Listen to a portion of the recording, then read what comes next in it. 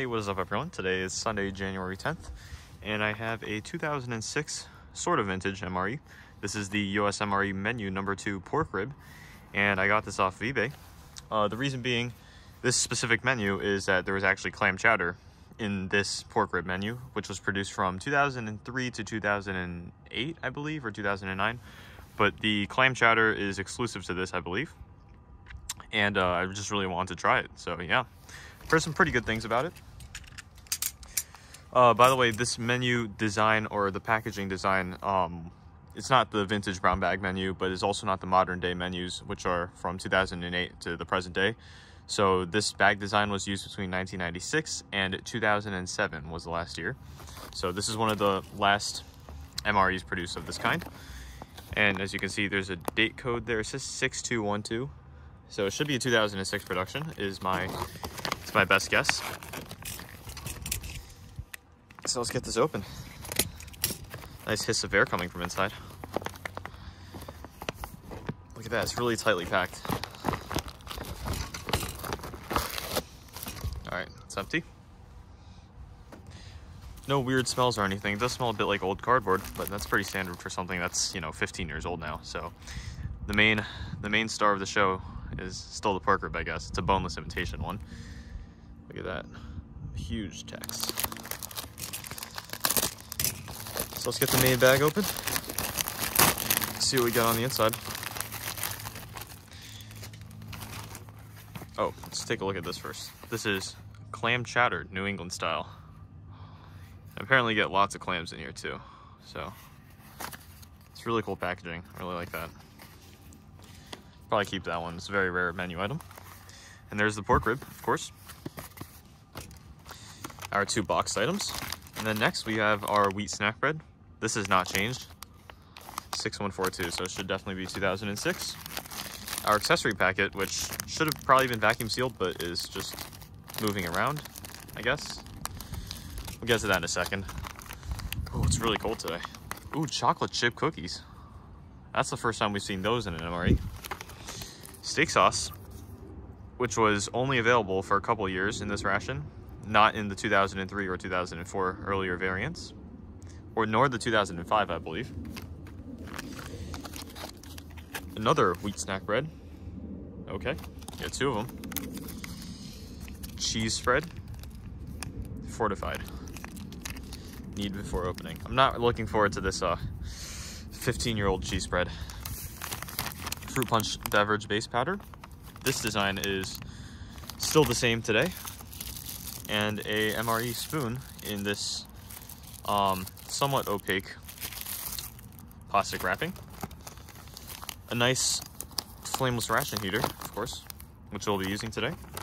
And a hot beverage bag, which we will not be using. So what should we do first? We should probably do the flameless ration heater. But before we do that, let's do the accessory packet. Since this is an older one, I want it to work as best as possible, and I'm gonna add a bit of salt to it because that is something people do to make it burn hotter. So we have our standard nice toilet paper.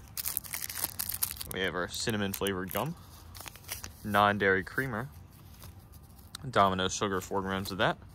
We have a box of matches, green. These are the damp climate ones. Moist towelette. We have iodized salt, which we'll be using shortly, and a nice taster's choice. Believe it or not, my iPhone storage just ran out of space, so I actually had to cut that and delete a bunch of stuff. But now that I'm back, continue on with the review. So as I was saying, we just left off on the taster's choice, I believe. Let's get these boxes open so we can heat up the main courses. So this is the pork rib, boneless imitation. Look at that. Phew. This is somewhat analogous to the menu 19, I believe, jalapeno beef patty. That is in the modern day menu, which I have had a couple of. Here's a clam chowder, New England style. Definitely want to keep the box. This is one that I'll really like. Alrighty, we got this nice looking package of clam chowder. Feels nice, easily kneadable. All right, let's do the flameless ration heater now. just open the top. And what we'll do is just put one, we'll put the pork rib in. It heats up better if you don't put everything.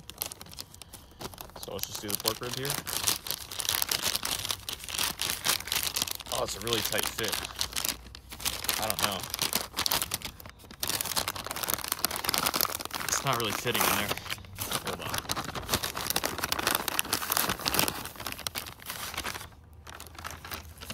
The flameless ration heater is giving off a bit of a, like a gray little powdery stuff.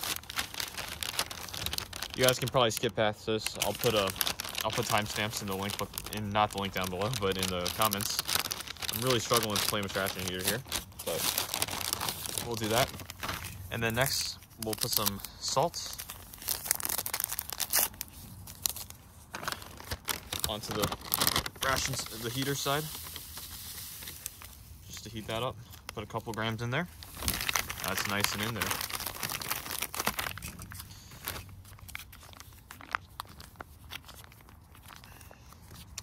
Actually, there's no cardboard cover like the oval-shaped one where you can just like put this snugly in. So I'm not really sure about the clam chowder. Then I guess I'll just put it under the flameless ration heater. Not really sure, but we'll figure something out. Alrighty, let's do this. Let's do this.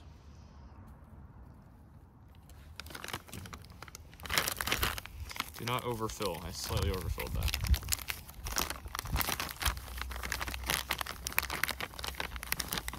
Get that all over. Hopefully the heater still works. Really counting on it. And we'll just do that. And we'll lay it on something.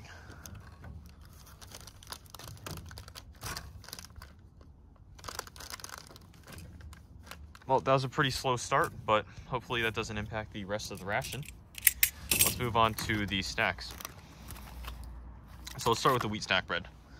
And you get 2 of these.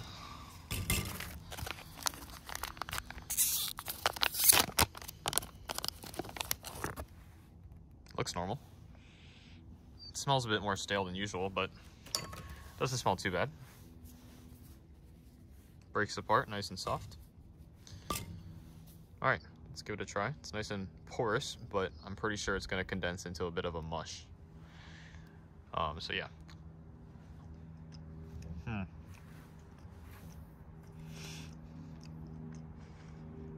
Tastes like a normal wheat snack bread. I'm never the biggest fan of that, so it doesn't taste too off to me. I mean, I don't really enjoy it, but it's all right. Wheat snack bread. Let's add some cheese spread to that. How about some nice 15-year-old cheese spread?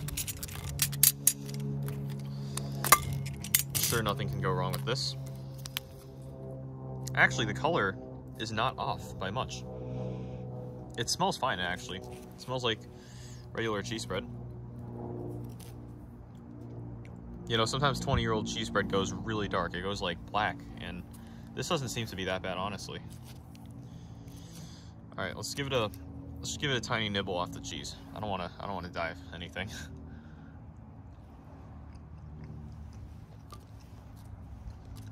It tastes really fatty, really oily, very salty as well. There's something about it that doesn't taste right. It doesn't taste like normal cheese spread. It tastes so fatty and so oily for some reason. It doesn't, and it goes down really weirdly. It doesn't go down super smooth or anything. I mean, I don't know. That's just me. All right, anyways. Hopefully the chocolate chip cookies will have held up.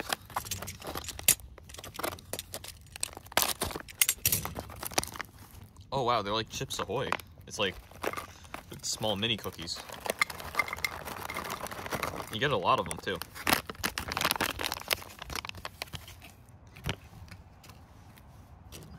Look at that, you got visible chocolate chips.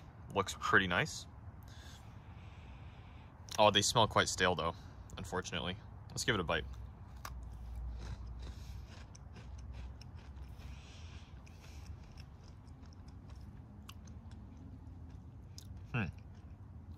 The chocolate's fine, but the cookie is so dry, and it has a really burnt taste to it. Like, it just crumbles in my mouth and has a burnt taste. It tastes like a really burnt food. That's so strange. Like, I'm not even kidding. Like, this actually tastes like a burnt end of a steak.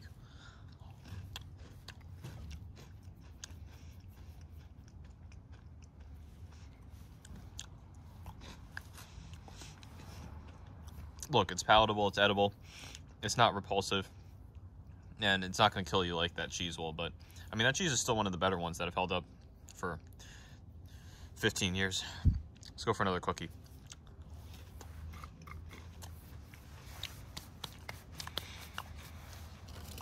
Well, what doesn't kill you makes you stronger, and this cookie is going to be used later on when I exercise. All right. Let's get on to the fruit punch beverage powder, and it's 12 ounces of water. I'm gonna take a sip out of my now bottle.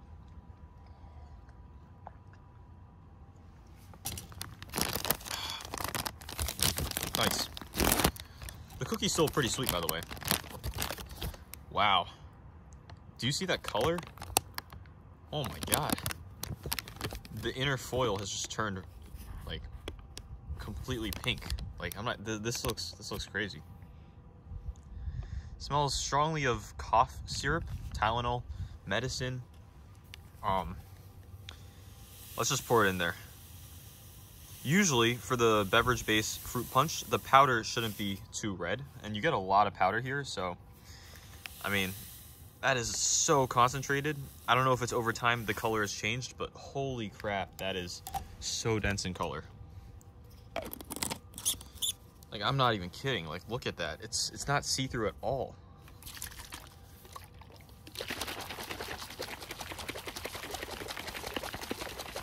Fruit punch powder is usually white and then it turns red in water, but that fruit punch powder was so red on its own, and something was just coating the side of the packaging. I don't know what. Let's give it a whiff. It smells like really, really strong fruit punch, almost to the point of like cherry flavored cough medicine, cough syrup. Let's give it a sip. It's not very sweet. Has a bit of a sweetener aftertaste to it. Like the scent, the smell is just completely overwhelming, and the looks are quite deceiving for how sweet and how condensed it would taste.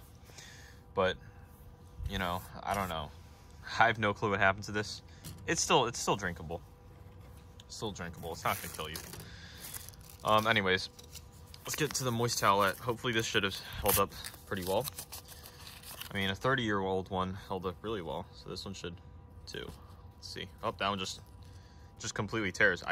This is the first time I have not been able to unfold a moist towelette. I mean, it's still moist, but like, oh, look at that. Can't even wipe my hands with it. It smells nice though. Not really alcoholic, but that has got to be the flimsiest moist towelette I have ever had, and I'm honestly kind of disappointed with the quality of that, how it's held up. But at least it's still moist. I guess that's half points right there. So yeah, not too bad. Anyways, our main course is heating up really well in here. I'll probably do the clam chowder first, since it was under it. I don't want to burn my fingers.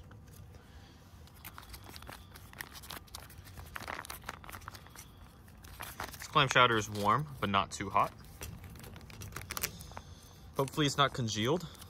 That is my biggest worry. All right, let's go. This is what I bought this ration for. 15-year-old clam chowder from when I was a kid. Really young toddler. Oh, look at that white ooze coming out. Oh, shoot. Hold on. I don't want to get this all over my fingers. I just used the moist towelette. Let's pour it out into a bowl. Oh, man. Oh, man, what is that? That smells like clam chowder still, but I think the milk and the fats have separated because the soup is just like a bunch of dots, you know? It's like when you put like milk in something acidic, just fats start separating. This might be due to its age, but I've never had soup like that was not dehydrated. It was more than 5 years maybe, I don't even know. I'm not even gonna bother to scoop the rest out. That is visually one of the most unappealing things I have seen in a ration. Like, look how jiggly that is. Oh man, it's like a science experiment. It smells like a bit metallic, like old canned clam chowder. If you guys have had clam chowder from the can, it is drastically different from clam chowder in a restaurant, if you can tell the difference. If you really like clam chowder, then you'd definitely be able to tell, and for me, that's the case. So, let's put our lives at risk and try the clam chowder. The plastic does not want to open. There's a spoon. Nice and shiny, nice and new. Let's see that. That does not look like your average clam chowder. There's a little bit of a clam. Hopefully I don't die. All right, bon appetit.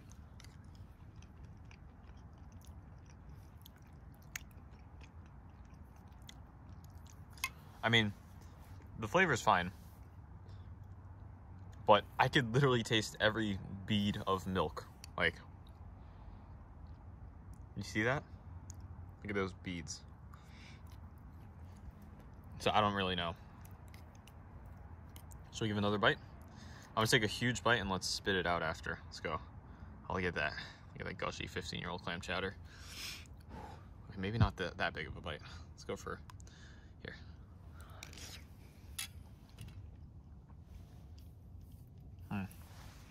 I'm gonna spit it out. Oh.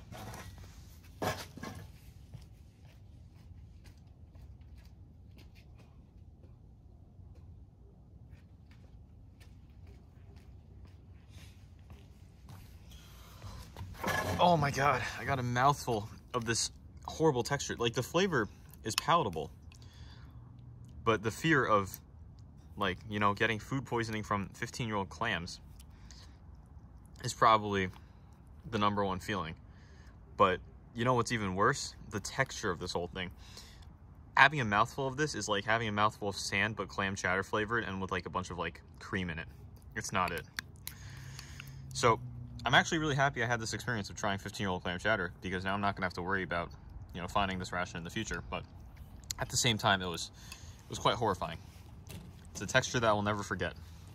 Let's take a sip of this oddly red fruit punch.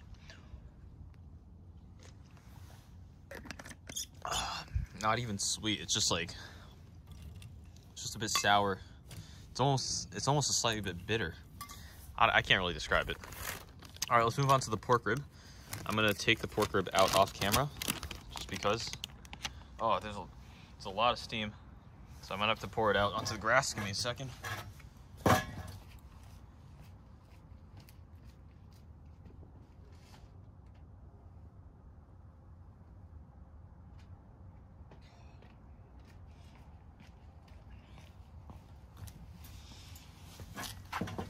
With these old rations, you got to be very careful with what you eat.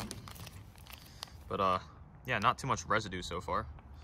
You can see the flameless ration heater does leave like a gray white powder, and it does have a bit of a stench to it, but you get used to it. All right, let's open up this pork rib.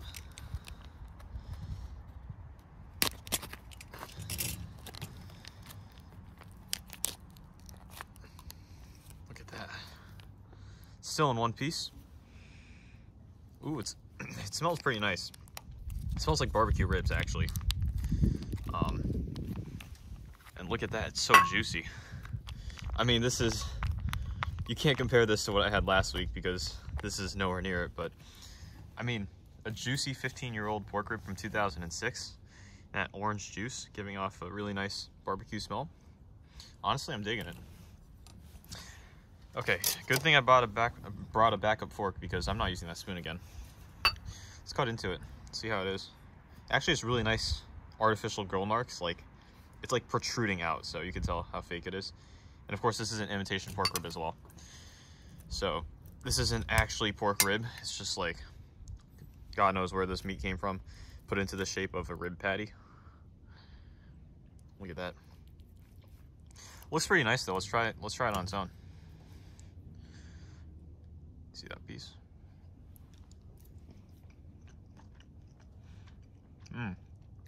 It's really juicy, actually. And it's not overwhelmingly like barbecue flavored. But I could taste the fat in there. Like, it has like a bit of a fatty, lingering aftertaste.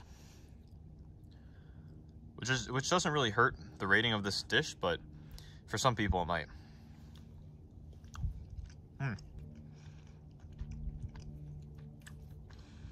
This is a solid 8 out of 10 item right here. If this MRE was new, I'd probably give it like 8.5 out of 10. But since it's old and that chowder's gone, I mean, that wheat snack bread is not my type. The fruit punch tastes really weird. The chocolate chip cookies taste like burnt ashes, and the clam chowder is like milk dots. Like, I don't even know how to describe it. I mean, the pork rib is kind of the only thing that really held up here, and I'm kind of enjoying it. I've already eaten like a quarter of it. Yeah, not bad. It has a bit of an acidic taste to it. It's probably coming from the sauce or something. It's not really like lemony or anything, but it's just a bit acidic. All right, let's try our steak sauce. This is a pretty rare MRE sauce because it doesn't come with most menus. I don't even know if it's used today anymore. There's so much juice. I guess we'll have to put the steak sauce on the... Oh, there you go.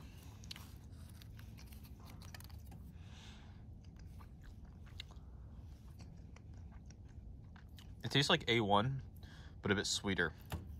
A1 sauce, but a bit sweeter. It's like a sweet ketchup and A1 sauce mix. Let's try it.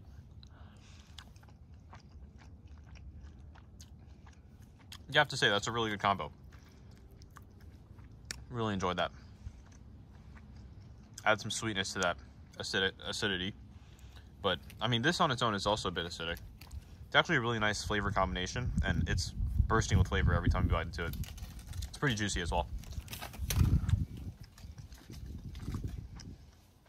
So I'll just finish up this bite and give our final thoughts on the MRE.